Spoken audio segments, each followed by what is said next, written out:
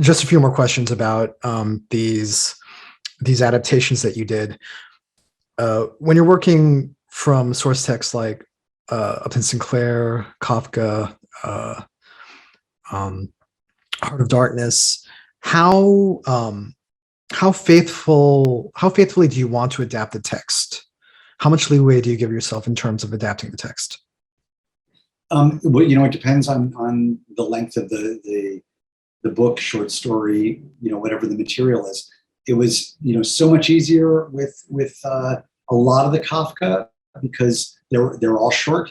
So getting proper translations, and I was checking against other people's translations, was the trick on that, because I didn't like many of the modern translations of Kafka, and but I saw how much latitude, once I knew what the German was saying, I saw how much latitude various translators had taken, and that gave me a little more freedom to say, not this word, not that. The title of the story could be, say, Trip to the Mountains rather than Excursion into the Mountains, or Voyage into the Mountains, and those were all the different translations that people did. I thought trip was a better word, so that some of them was deciding, making that decision. With The Jungle, it was really difficult because that was a 358-page book, which, based on the template, had to be brought down to 48 pages, which is what first the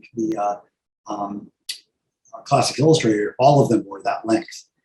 So that was chopping and hacking at the story to make it not comedy, because somebody was dying on every page otherwise, because the story is just horrific. And so cutting characters out and all that. So, and in fact, I lopped off the tail end of the book that goes into a diatribe about why socialism is important, but it's very tutorial-like, and it was a place that you could remove, and again, kind of push people to go back to the original material if they wanted to get a sense of the whole book and Upton Sinclair's intent. But I think I got the flavor of that book through style and certain qualities.